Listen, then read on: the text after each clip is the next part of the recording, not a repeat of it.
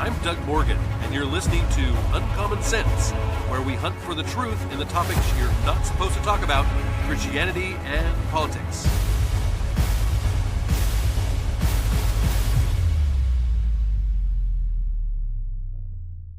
You made it once again to our FOMO Friday report. Yes, we love to dispense of your fear of missing out, particularly if you're not listening to propaganda media.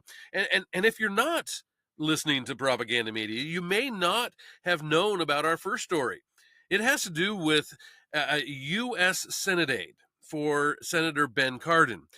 This aide made multiple gay porn videos in a Senate hearing room.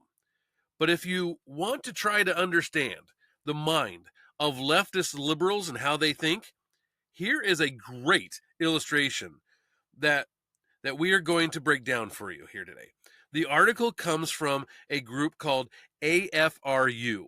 AFRU is funded in part by Google LLC, the Ford Foundation, and the Kingdom of Norway.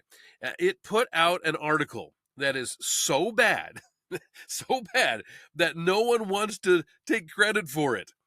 It just says that it is by AFRU staff, is all it says on there. It is entitled "Fired for His Act of Love in the Senate," and says Adrian Messe Cesaropitsky, I guess is how you pronounce his last name, act was symbolic and brave because in a world full of hate, displays of love are rebellious. We shouldn't bend over, no pun intended, to a party that hates. We must do the opposite. So it is an act of love, according to them, and a symbolic and brave. It's that to film gay porn in the Senate? Really? All right, let's get into the article. It says, so it's official. Senator Ben Cardin's office has told Politico that Adrian is no longer employed by the U.S. Senate. Goaded, no pun intended, by demagogic Republicans, the Capitol Police has now also opened an investigation. So if it wasn't for those nasty Republicans, we would be celebrating gay porn instead of investigating it. All right. Unless you've been living under a rock, you've already seen the viral video making the rounds on every social media feed there is.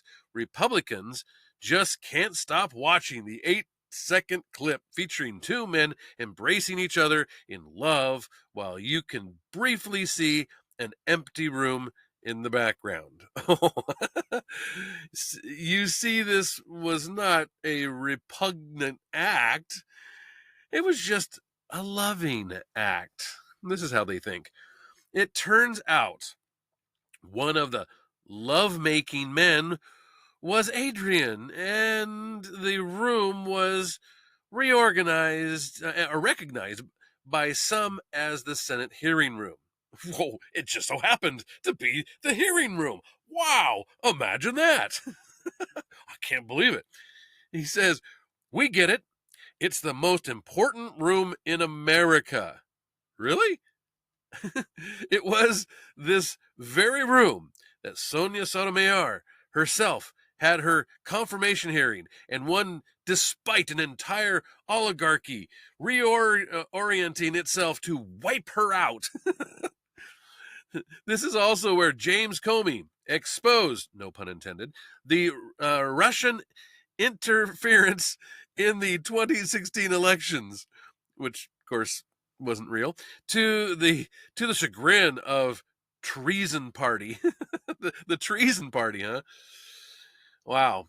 Now we can add gay porn to the list of important things that have happened in this, the most important room in America. It's more important now because of the filming of the gay porn. But in a world built on hate, displays of love are inherently rebellious. Every second that Adrian and his partner made love in the halls of power was pregnant with poignant meaning. I guarantee no one got pregnant in this one. And in a time when the LGBTQ community is under existential threat by white fragility, feeling threatened, open displays of LGBTQ culture are necessarily brave. Again, can anyone, and I mean anyone, tell me how the LGBTQ community is under threat, as he says?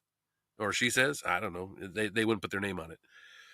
But if that wasn't too far out there for you, you have to listen to this next part. Here, take a listen to this.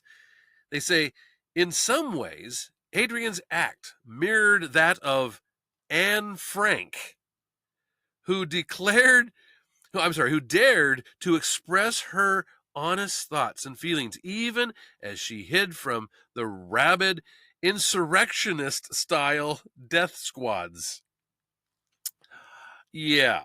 Let's review. Videotaping gay sex in a Senate hearing room is the same thing as a teenage girl fighting for her life against the Nazis. How ridiculous can you be? Well, maybe even more. Let's see. They conclude and continue on actually with this. It says that the dismissal has sparked a familiar conversation about the boundaries of personal expression and the repercussions faced by those who challenge the status quo. But because Adrian is from the LGBTQ community, he could stand to lose so much more than money, reputation, or career. Okay, so, quote, boundaries of personal expression. Boundaries of personal expression? Does that mean that I can have gay sex wherever I want? Including the U.S. Senate? If I am not allowed to have gay sex and videotape it wherever I want, then it is a violation of my personal expression? Really? Now we are about to get into why it's been so hard, no pun intended, on him. Let's recognize, they say, the fallout from the incident for what it is. A stochastic far-right attack on gay rights activists. As Republicans fire up their hate machine in preparation for the 2024 elections, Adrian's very life is now on the line. Let's not fool ourselves. Right-wing attacks will stream with ever-increasing pitch from the dark web, radio stations, and social media channels, until some insurrectionist nutjob, no pun intended, picks up a gun and the intended consequences have become fait accompli. Yes. Because someone objected to him making his gay sex videos in the U.S. Senate. His life is now in danger. Of course it is. Because it's always right-wing extremists that go on mass shooting sprees, right? I mean, remember 2016 nightclub shooting in Florida that killed 49 people? Wait. He was a Democrat. What about the 2013 shooting that killed 12 at a Washington Navy yard? Oops, he was a liberal. Well, there is the 2017 shooting of Congressman Steve Scalise and 6 other people at a softball practice. But he was a volunteer for Bernie Sanders and targeted them because they were Republicans. Well, surely this year's shooting at a private school in Nashville was a result of a right-wing kook listening to dark web radio stations and social media channels, right? Oh, wait. She was a liberal trans woman. Well, they go on to say, now more than ever, we need to circle the wagons, no pun intended, around Adrian and say with a unison voice. Wait, what? What's a unison voice? We're supposed to say with a unison voice. Adrian's termination by Senator Ben Cardin is an affront to individual freedoms as it sends a chilling message about the consequences of expressing love in a public political space.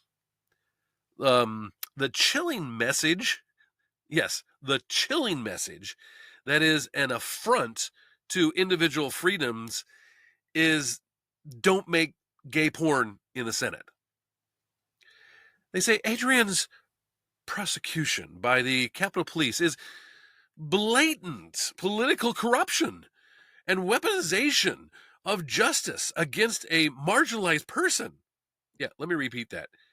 Adrian's prosecution by Capitol Police is blatant political corruption and weaponization of justice against a marginalized person. They said that Adrian's persecution by right-wing nut jobs, no pun intended, writ large is a threat to his life and the life of every LGBTQ individual in this country. Oh, my bad. It's not just his life that is now in danger. It's every LGBTQ person in the entire country. They say at the very end, they conclude with this. This cannot stand. The fight has just begun. Ooh, that sounds ominous. Speaking of ominous, what is ominous is our next story. From a series of stories from the Daily Wire comes this. A migrant caravan of nearly 8,000 people is marching toward the U.S. southern border as Secretary of State Anthony Blinken and Homeland Security Secretary Alejandro Mayorkas are set to meet with the Republican President Andres Manuel Lopez Obrador.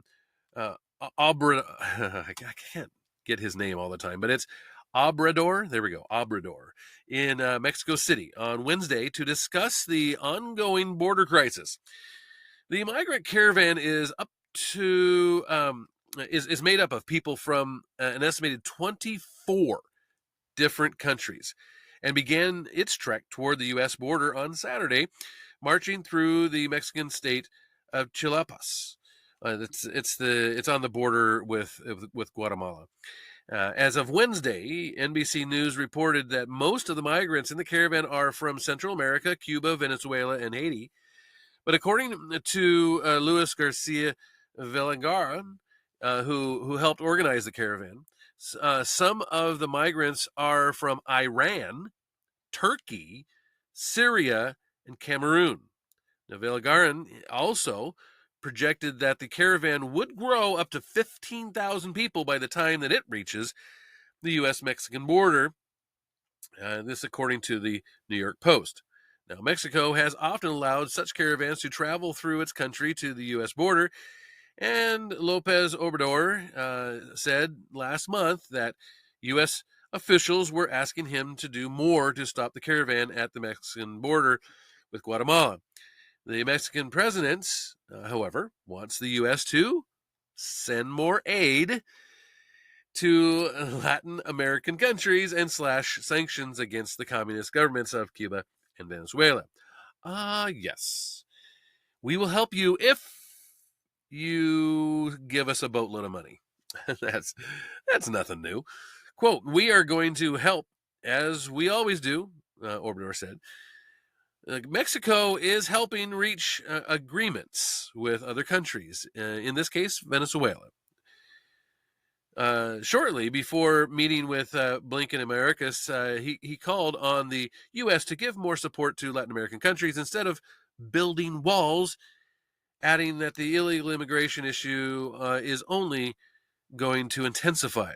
The Biden administration officials meeting with Obrador comes amid of course, a record surge of illegal border crossings as President Biden faces continued calls to take action on the crisis. In November, a record almost 250,000 migrants, as they call them, or illegal aliens, were encountered attempting to illegally enter the United States. This according to the Customs and Border Patrol.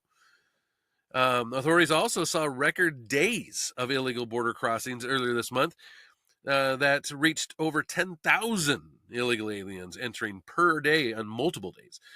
An estimated 8 million illegal immigrants have been apprehended by the Border Patrol since Biden's inauguration in January of 2021, and there have been approximately 1.7 million illegal immigrant gotaways under Biden's watch as well. And I still do not see why everyone is so surprised at this. I mean, why are they surprised that we have an entirely open border to our south? Joe Biden is doing exactly what he said that he would do when he was campaigning for the presidency.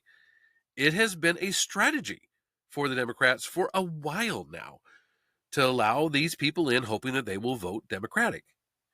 Another election strategy for them is fixing elections, as we see here in New York. Governor Kathy Hochul is being heavily criticized for signing a bill that moves most local elections to even-numbered years, aligning with the federal elections. While Hochul argued that the change is a step toward a more inclusive democracy, critics say the move effectively ends local elections in the state of New York. The law amends the town law, the village law, the county law, and the multiple home rule law, municipal home rule law, to move many county and town elections outside New York City to even-numbered years. She says, well, it's because we want to be more inclusive, a more inclusive democracy. Yeah, right. New York State Senate Robert Ortt, he's a Republican. He criticized Hochul over what he suggested was a Democratic power grab by saying, with total disregard for bipartisan opposition to this proposal, Governor Hochul signed the bill that effectively ends local elections in New York. This is what he posted on X. The touted benefits are a sham concocted to hide New York Democrats' goal of expanding one-party control to every level of government. That's how tyrants say Merry Christmas. That's what Bob Lonsberry, he's a local radio host and journalist, said. You see, the reason that she is doing this is because conservative Republicans tend to vote every time that there's a ballot. They take their voting responsibility seriously, while liberal Democrats, they tend to turn out on major elections. By making a law that you can only have local elections on major election times, it ensures a more liberal Democratic turnout. And one of the things that liberals don't like to talk about is that when they try to buy votes by raising the minimum wage, they're actually hurting the very people they claim to help. More than 1,200 Pizza Hut delivery drivers throughout California will be out of a job in the coming months after California's fast food minimum wage increases. Numerous Pizza Hut franchises in California announced they will eliminate delivery driver positions and rely on third-party delivery companies such as DoorDash and Grubhub and Uber Eats and that type of thing, as the state's minimum wage for fast food workers will increase to $20 in April. This is according to CBS News. The layoffs, which will start in February, will mostly affect Pizza Hut delivery drivers in Los Angeles, Orange, and Riverside counties. California's Assembly Bill 1228 which increased the fast food workers' minimum wage by 30% to $20 an hour, was signed into law, of course, by Democratic Governor Gavin Newsom in September. And then after the bill was signed, other fast food chains such as McDonald's and Chipotle and others said that they would increase menu prices to offset wage raises. The minimum wage law affects approximately 550,000 fast food workers and 30,000 restaurants in California, according to CBS News. You see, these are supposed to be entry-level positions. They are not career opportunities. People forget that. But in the liberal Democrats' attempt to virtue signal, they instead eliminate the very jobs that the low-skilled workers need. But that's okay, as long as they get their votes, right? A few months ago, we brought to you a story about how corrupt the CIA is and how they took money to lie about the origins of COVID. A Heritage Foundation-linked group is suing the CIA over records of its investigation into COVID-19 after a whistleblower said analysts were paid to change their conclusions. The Oversight Project, it's a government watchdog launched by the Heritage Foundation, filed a Freedom of Information Act, that's a FOIA lawsuit, against the CIA last week. And the lawsuit seeks to compel the agency to produce records of its investigation into the origins of COVID-19, according to a copy of the suit obtained by the Data Caller. Quote, "This is an action under the Freedom of Information Act to compel the production of CIA records relating to the allegations that members of the CIA's COVID discovery team, a group of employees tasked with analyzing the origins of the COVID-19 pandemic, receive monetary incentives to change their position on the origins of the virus," the lawsuit says. The Oversight Project began seeking CIA records with shortly after a whistleblower testified to Congress that the agency offered payment to its analysts to change their findings about COVID-19's origins. The CIA's official findings about the origins of the illness are inconclusive because of that. Assessments from Energy Department and FBI said a leak from the lab in Wuhan, China, is the most likely origin of the virus. House investigators into the origins of COVID-19 said in September that the senior level CIA officers had said that the agency offered money to the COVID investigators to change their conclusions. And ever since, of course, the Republicans on the select subcommittee on coronavirus pandemic, they've been trying to get these records, and of course they've been getting stonewalled. And according to the whistleblower, at the end of its review, 6 of the 7 members of the team believed the intelligence and science were sufficient to make a low confidence assessment that COVID-19 originated from the laboratory in Wuhan, China.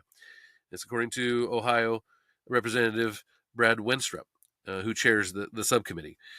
And Oversight Project Chief Counsel Kyle Brosnan said the CIA and the Biden administration are refusing to turn over important information about the origins of COVID-19. Quote, a CIA whistleblower has made serious allegations that the agency bought off employees of the agency to further obstruct efforts to get the truth of the virus origins out. This obstruction cannot stand, and we're fighting in federal court to get to the bottom of this. This is what Brosnan said, and we'll keep an eye on this lawsuit and see if it brings at least some level of transparency and accountability to the CIA.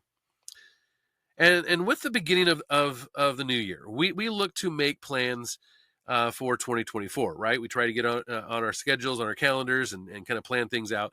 And we thought here at the podcast that we thought we would be helpful by determining what plane tickets that you should buy and to wear. From a UPI.com article by Ben Hooper, he says unusual talents and skills will be put to the test in 2024 in categories including wife carrying, underwater chess, dog ugliness, and mullet sporting.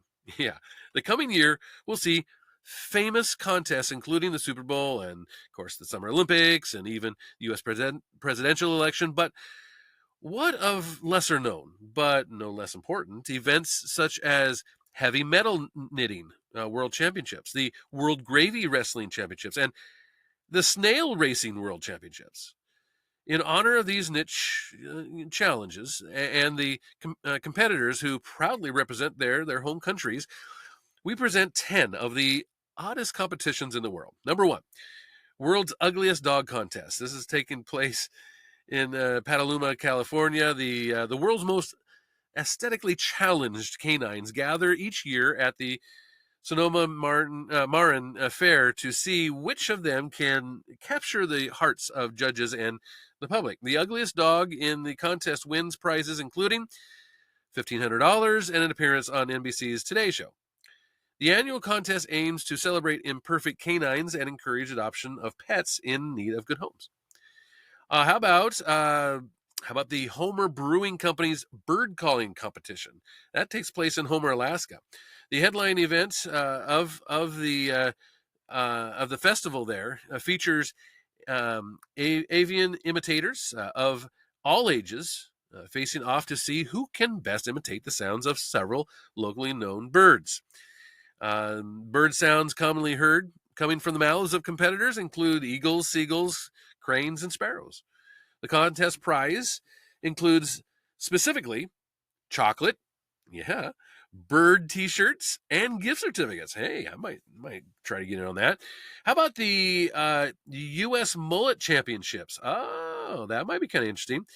Die-hard fans of the iconic 80s fashion statements compete to find the best business in the front, party in the back hairstyles in the annual U.S. Mullet Championships. The online contest features divisions including the men's contest, the Femillet contest for women competitors, a 55 and over division for older competitors, and kids and teens contest to find the next generation of magnificent mullets. The winner of each category earned the title of America's Best Mullet, as well as $2,500 prize. But if you're not into that, how about you travel to Finland for Heavy Metal Knitting World Championships? The unusual contest calls for competitors from countries including Finland and the United States, Japan, Denmark, Latvia, Russia, and Sweden to combine their knitting and heavy metal dancing skills. The inaugural event in 2022 saw each competitor join heavy metal band Manic Abductor on the stage to dance. And the 2023 event was canceled, but they said they would come back for 2024. I know. How about this one? World Wife Carrying Championships.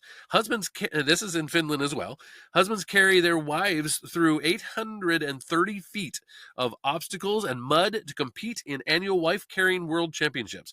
Qualifying events are held in countries the world over and decide who will represent their nation as the championships in Finland, where the sport of wife carrying originated. The winning couple, they earn the wife's weight in beer. Well, since I don't drink, I might not get to do that one. But how about World Gravy Wrestling Championships? Gooey grapplers show off their wrestling prowess each year at the Rose Bowl, where a pool is filled with Lancashire gravy, and addition to wrestling skills. Competitors are judged on the basis of costumes, comedic presence, and entertainment value. The Savory Melee raises funds for the hospice there. There's also the Diving Chess World Championships. Chess skills and lung capacity alike are tested at this annual contest, where players take turns diving underwater to make their moves on a chessboard submerged in a pool. Players are required to make a move before coming up for air, else they forfeit the match. And there's also the World Dog Surfing Championships. Dogs with the gift of balance gather each year in Lindemar Beach in California to hang for and raise money for charity there. And the Air Guitar Championships are also coming up. The air guitar championships are in Finland, and the best strumming simulators from countries around the world gather in Finland each year to pretend to play an invisible guitar while dancing along to the song of their choice. I don't know, what song would you choose? That would be quite the decision. The contestants are judged on technical merit, stage presence, and the difficult to define concept of airness. Yeah, the Air Guitar World Championships were founded in 1996 to promote the concept of world peace. Not sure how that does that, but I'll go with it.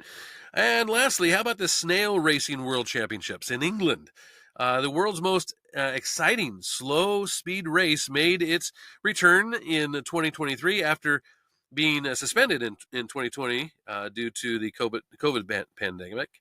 The snail race, which dates back to 1960s, believe it or not, features snails attempting to cover a distance of 13 inches to win the grand prize, which is a tankard of lettuce. The world record in the race was set in 1995 when a slimy sprinter named Archie managed to traverse the required distance in 22 seconds. Whoa, 22 seconds. Slow down there, Turbo. Now, if you plan on entering any of these contests or have a definition for airness, we would like to hear from you. And of course, you can always do that at uncommonsensepodcast.com. Thank you very much for listening. This podcast is a production of Morganite Communications.